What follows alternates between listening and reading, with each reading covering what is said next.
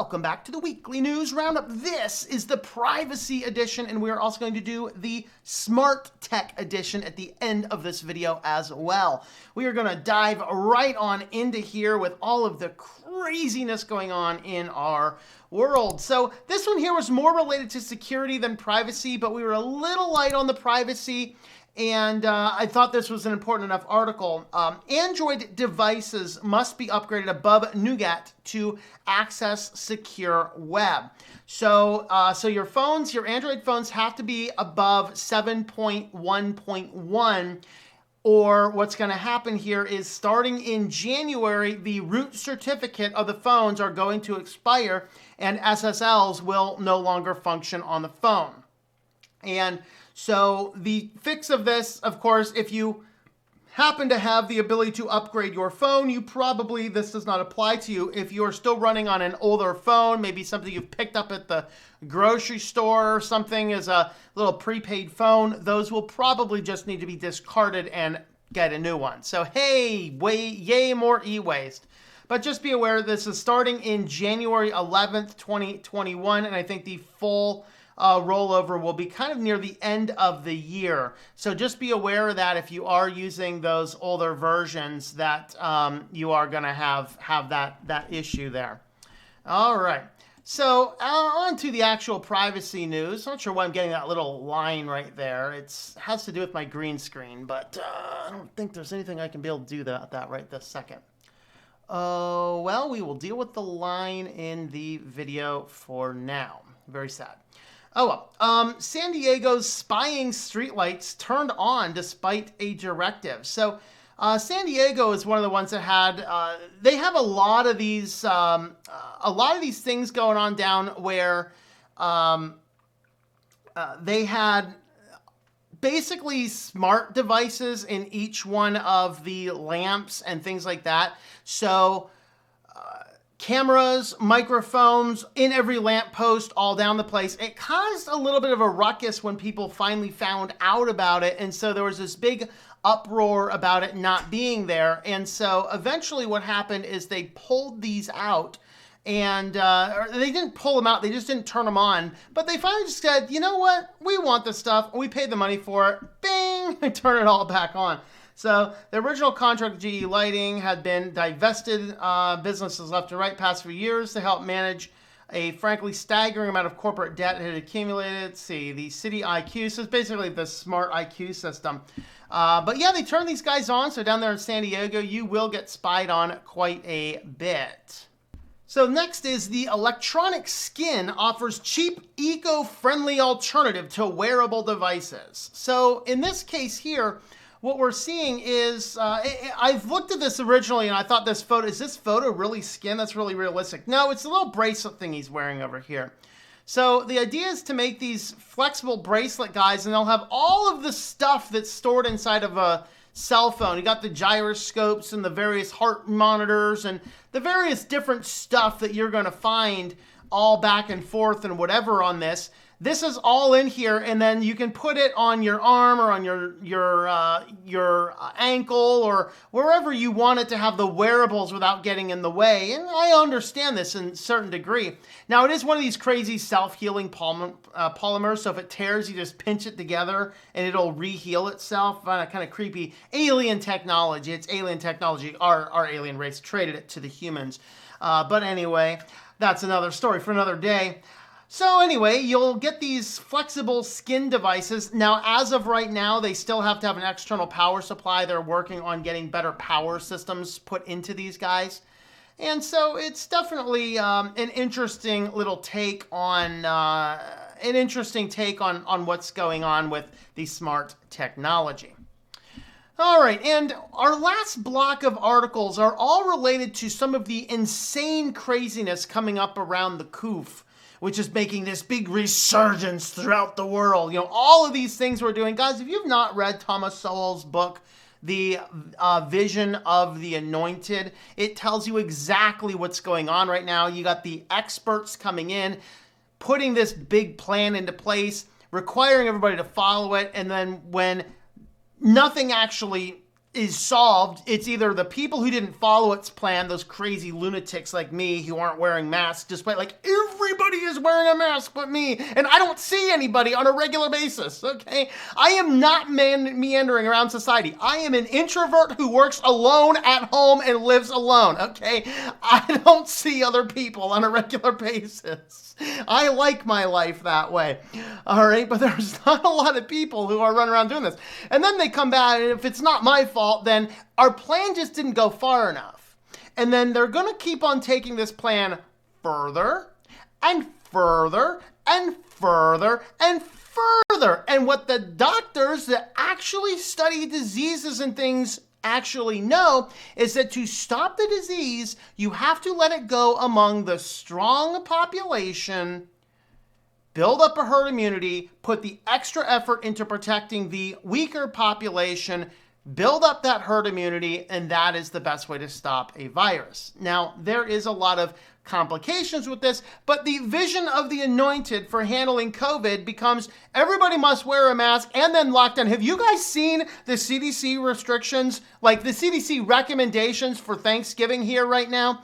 I know some of you guys are not in the States, but no more than 10 people at your house, and no more than 2 separate households represented, and everybody should bring their own food and your own utensils and your own single serve condiments and all of your own stuff, and nobody goes in the kitchen. Have one person serve all of the food, and everybody is wearing a mask at all times except between bites, and you have your meal outside. That is literally what the CDC is telling us to do for Thanksgiving. I have yet to find anybody that's actually going to follow this, probably including the people who are putting forth such anointed, visionly anointed recommendations.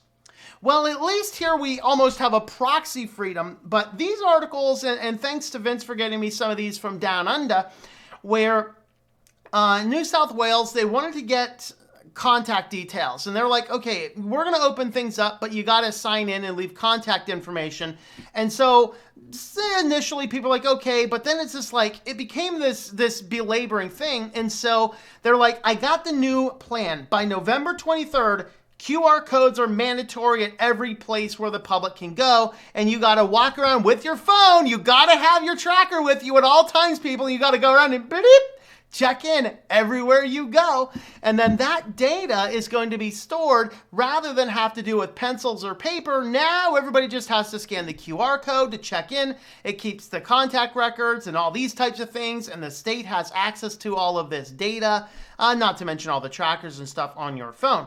So they're doing away with the option to use paper and pen because, of course, they just didn't go far enough in our anointed vision plan, and they don't have all of the details, so we can't trace down what's going on. We can't possibly trace down what's going on, so we're going to create the most dystopian system ever. So this is kind of what happened, but it turns out that a lot of these QR codes are being managed by big marketing and data analytics firm companies.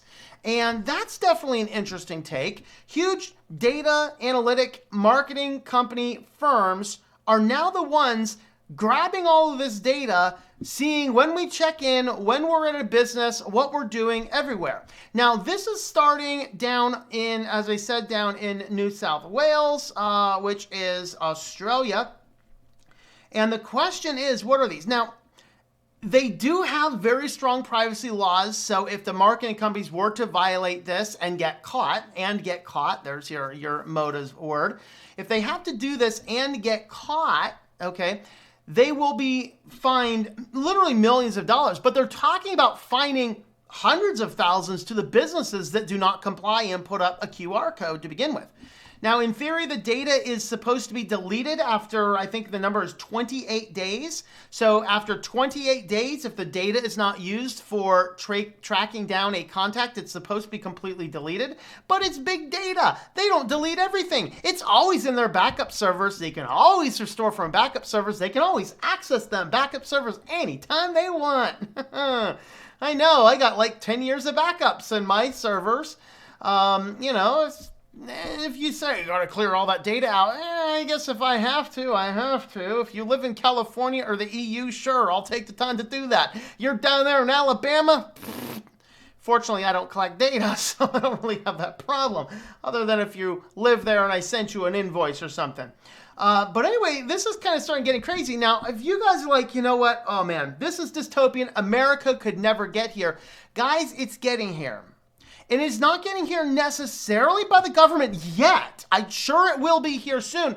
But do you guys like going to conferences? Because TicketMaster now says, oh, if you don't have a negative COVID test or a vaccination, you can't use our services to attend concerts. So you literally are going to have to come in here. And if you want to book tickets for these concerts, you have a short window. And within this short period of time, you have to come in here and prove you either have a COVID vaccine. And, you know, you'll be able to tell because you'll grow a leg out of the back of your head for taking some untested, rapid design medical device. That's a freaky enough experiment. Or number two, you have to prove you have a test and then share this medical data with this company. Guys, are there things called HIPAA laws? Now, part of the World Economic Forum's case is to say we need to have a pandemic because it's the only time people are not concerned about sharing sensitive data. Literally, they saw our HIPAA laws as a problem they had to figure out how to get around. How do you do it? A pandemic, of course. See, it starts to sound kind of crazy. So now over here in America, Ticketmaster is looking into this. I don't know if this is totally finalized, but it's pretty quickly becoming the thing they're doing. So ticketing giant wants to have customers use their cell phones to verify, oh, got to carry your tracker with you at all times, people. This is what people are talking about. Now you must carry with you this device. Can track. Now, mine's not as good at tracking me as others are because of how I built it and how I've customized it. But for the average person, this thing tracks everywhere you're going. Of course, you have your Bluetooth on because you got to be running your health COVID tracking, contact tracking app. So the Bluetooth is on. That means all these Bluetooth speakers are perpetually tracking you all over the place. Now you got to take your phone with you to get into a Ticketmaster event, and that phone has to have data that you either have had a COVID vaccine, so enter the COVID pass over there in Ireland and other places. Computing Forever has talked about the COVID pass, or you can go ahead and get yourself a COVID test within the 72-hour window prior to the concert so you can actually go in and be good little boys and good little girls and participate in society. Guys, I'm going to tell you, Neil Postman was right. Read that book, Amusing Ourselves to Death. We are so caught up in amusement. Maybe we've moved beyond that Brave New World. If you haven't read Brave New World by Aldous Huxley, we are so addicted to our entertainment. We are not willing to take a firm stand for our freedom. And if we give up our freedoms, we give up everything. This is insane. To rejoin society, you must comply. You know what? I won't be using Ticketmaster anytime soon. Not that I ever have. Well, if you like this section of the news, have a look at my affiliate, ProWritingAid.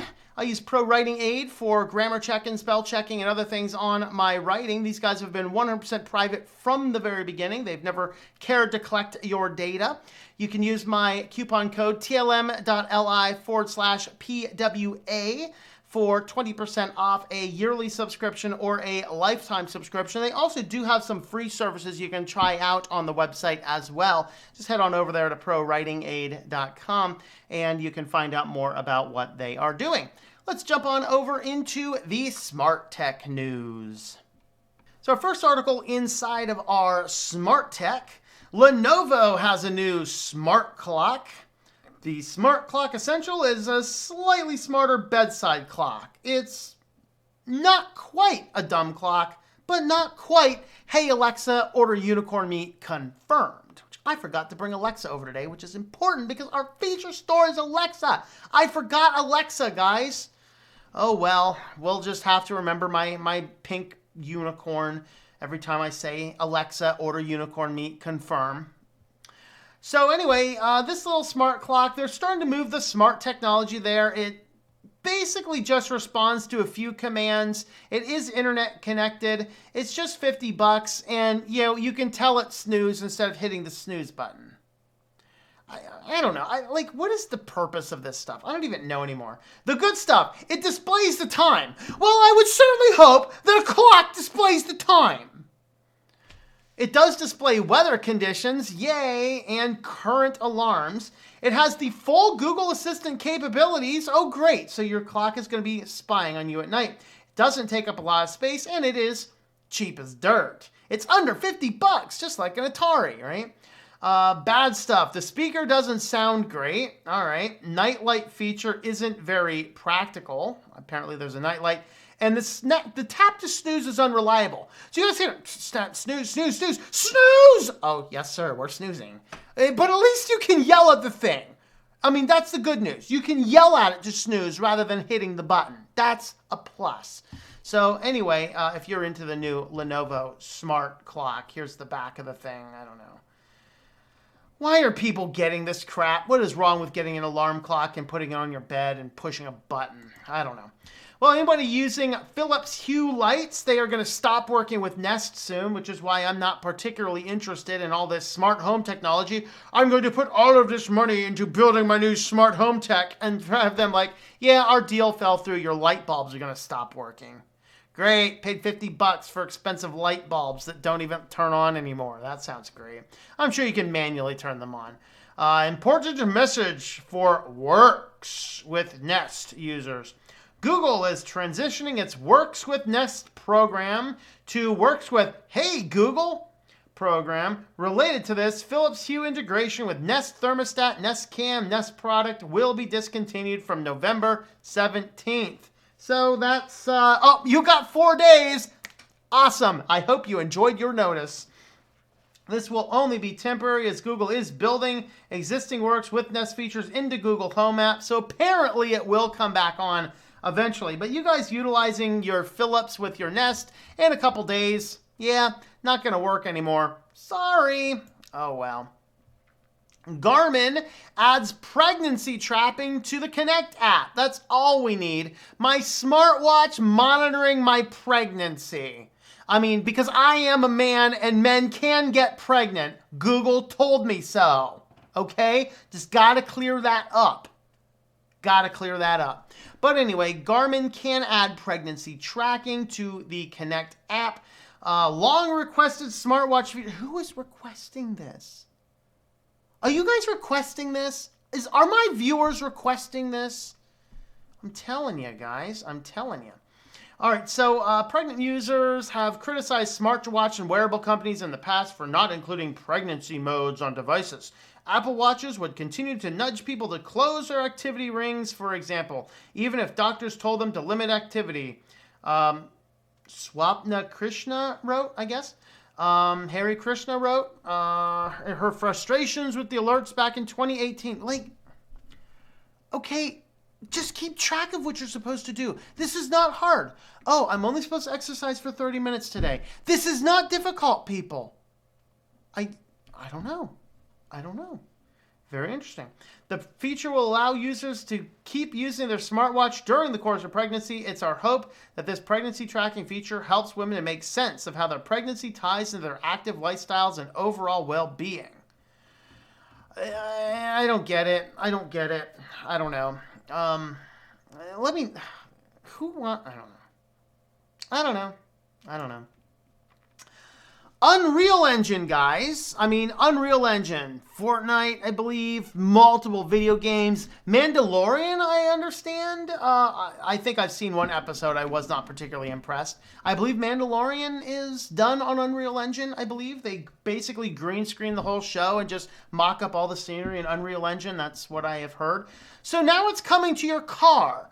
Great. We need crazy complex 3D skeuomorphic type stuff in the ad infotainment centers that is actually going to make driving our cars even more dangerous. You guys remember the work that came out where they looked at infotainment systems and found that infotainment systems cause more car accidents than drunk driving for a very good reason.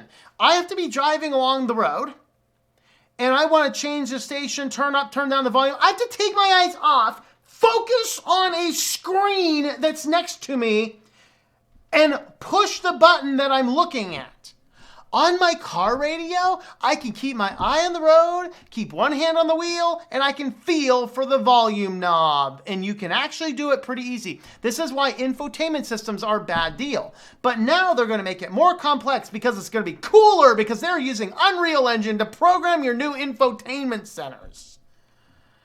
My lands. GMC Hummer EV will the first to use Unreal-powered interface. Hummer name evokes images of excessive gasoline caricatures of the SVU craze. Took over North America in the late 1990s, early 2000s. Name was recently resurrected with the GMC Hummer EV. 1,000 horsepower, over 350 miles range, and a hands-free semi-autonomous driving mode that's going to run over everybody who gets in its way. So basically they are utilizing, here's what I mean by the infotainment system, okay? Here's like the off-road mode. We have this over here. It looks really cool, but how hard do you have to focus to see and understand what these little icons are? I don't even know what the hell these are. We have an icon of a road. I guess this is, we're stuck, hauling a trailer, going up or down a hill. And this is apparently, I'm having a heart attack because my pacemaker's yelling at me. Look at that photo. I can't zoom in on the photo, just the text. It's a picture of a person with a couple gears inside their heart. This is clearly either a T-1000 is chasing you or you're having a heart attack and your pacemaker's going off. I don't know which, but at least the car is informing you of such an event. But this is like, this whole thing, you got to hit these, focus for these little tiny close by buttons. It would be better if this thing was big, contrasty, ugly, and you clicked the button easily. And it's not pretty, and it's not cool, and it's not trendy, because you're supposed to be driving a car. You're supposed to be driving a car. This is insane. There is no purpose for this. Here's a little bit about using it. You got all your nodes putting together. If my brother's on right now, he could tell you what all this crap means. I've done some nodal work with Blender and stuff as well. But yeah, you get all the. Look at this. Here it is. Because I definitely need a picture of my car on Mars's atmosphere. I literally think it is on Mars's atmosphere. Is that not Mars? I'm pretty sure the truck is on Mars. Gotcha. Very good. Oh, here you go. Here's your view to see what the engine's doing. Look at this. Oh, it looks really cool. In fact, it's so cool I kind of want to look at it while I'm driving. At least my car's going to take over the driving for me and smash into the back of a parked, fire truck or something. I don't know. So, here you go. Auto change lane stuff. Look at this. Oh, look at this. Oh, yeah, baby. We're driving through we got the moon. Oh, we're busting through, apparently, Magmax. We're busting through some force field or something. We are turning into a society of infinitesimal children. It's insane. All right, moving on. That was just enough of that. So improperly installed Ring doorbells are catching on fire. So they're recalling about, I think they recalled 350,000 of these guys. I think they've had I think at least 85 different cases of these things catching on fire. So what it boils down to, this is like horrible engineering. So you have this mounting plate and then you mount the thing in and you actually put a screw. There's a fairly proprietary screw in the bottom holding it to the mounting plate to make it look cool and trendy, I guess. Well, when people were dropping the screws and couldn't find them, they were just shoving any old screw up there. And then it's designed that the screw is going up and interfering with the battery compartment and either short-circuiting, frying people, or catching on fire. Because this is a poor design. This is a design for aesthetics, not functionality. But anyway, they are recalling these. And so if you happen to have a Ring doorbell, go ahead and double check if it's on one of the safety recall lists. Improperly installed second generation Ring doorbells can catch fire, causing property damage and potential burn hazards. Fairly unusual recall, one that does not require the customers to return their devices. Very interesting. So as long as they were installed using the screws provided, they're fine. The issue is it's quite a few homeowners substituted their own screws for the ones included in the package, and longer screws may reach places besides the Ring device that should, inside the Ring device that should not. So just be aware of that. If you did mount a Ring device with the wrong screw, please take your Ring device down and throw it in the trash can. I do not need the police monitoring your neighborhood from your front door. Okay? Just trust your neighbors. Build a neighborhood watch network. Whole lot better. All right? There you go. And besides, you put the Ring on there. It's contributing to the sidewalk project. And I might just walk by your house, sneak up behind the thing in the bushes, and go, "Hey, Alexa, order unicorn meat. Confirm!" And you're going to get yourself cases of unicorn meat because I'm going to have fun with it. Well, Amazon rolls out another one. So this is the Amazon Care Hub. Yes, the Amazon Care Hub. Amazon wants to be part of you interacting with your elderly loved ones that are being sequestered away from society, that no one's going to be allowed to go in there and chat with them. So, you know, that's kind of what we see there. So basically it gets set up by having the app. You need the app on your phone. You can do it through the app. You can do it through the various devices. I forget what these ones were. But you can have a variety of setups here. And then what you do is you set it all up.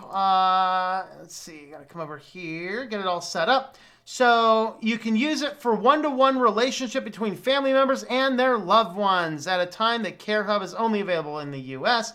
So you send an invitation between the two accounts. The email address is associated with their Amazon account. Oh, great. Their mobile phone receives the verification code, and you need your email address. So now you will be able to get in there and have video conferencing with your family rather than going and seeing them. Did you guys see the very disturbing photos of like the hug walls that were put up in, like, I don't know what it was, but I guess they were like holding the nursery home people prisoner, but they put up this big old plastic hug wall where you could go up and it was just this giant sheet of plastic, and they put like, it was literally like hugging your family through a giant condom. I mean, it really was. It's like they cut armholes either side, and you go in, and the one guy goes in and puts their arms there, and the other guy's going to put their arms in, and you hug each other through this thing. It's like, are you kidding me? And of course, there was like, literally the newscast going, "Oh, this is so heartwarming." Meanwhile, the old lady on the other end is going, "I don't like this. I want to just hug you." She's actually crying, not because she gets to hug her family, but because she's not allowed to. This is the insane world we are going into right now, people. This is the insanity. And this is the type of stuff that's starting. Hey, at least it's something. But you know what? A lot of people, they don't want to check in on a Zoom call. They want you to swing on by, okay? And we're making it difficult because we are producing this crazy society of isolated, never mind. I don't even want to get that way. I want to go on with the news. And last and finally, Amazon's Alexa. "Hey, Alexa, order unicorn meat. Confirm." Amazon's Alexa will now guess what skills you might want to use based on the questions you ask. So you're sitting there talking about your Amazon, talking to your Amazon dude because, you've just decided to give up on life and stuff, and you're just talking to your Amazon Alexa. And you start asking it questions, and based upon what you're asking it, it's going to be like, "Hey, you're asking questions kind of like this. Would you like to install this skill?" Ooh.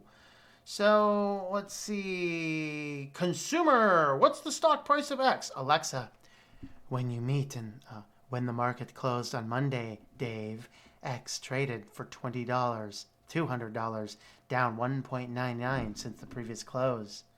By the way, Dave, would you like to know the intraday high for the CNBC skill? Ooh. So consumer comes up.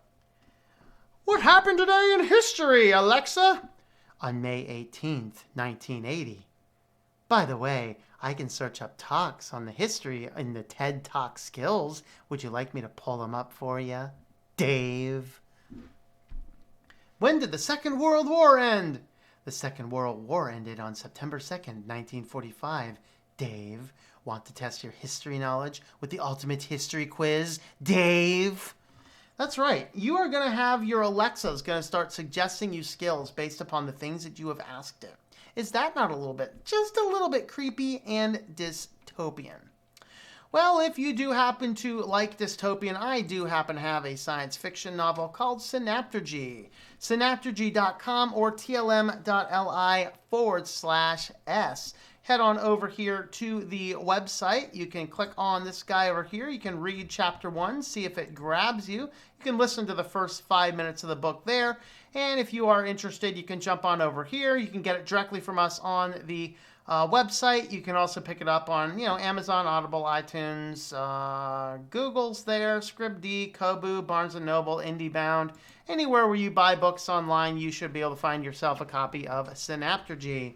You can join in on the newsletter over there. I'll let you know when I start writing the sequel and provide any extra information there as well. So anyway, thanks for watching, and we will catch you in the next video. Thank you for watching this video from Switched to Linux. This channel would not be possible without the backing of the program supporters scrolling on the screen now. You can be a supporter at Patreon at patreon.com/TOMM or at thinklifemedia.com. I also want to thank the open source community who creates such excellent software that makes producing this show possible. Please remember to support your software communities. Thank you, and I hope that you enjoy switching to Linux.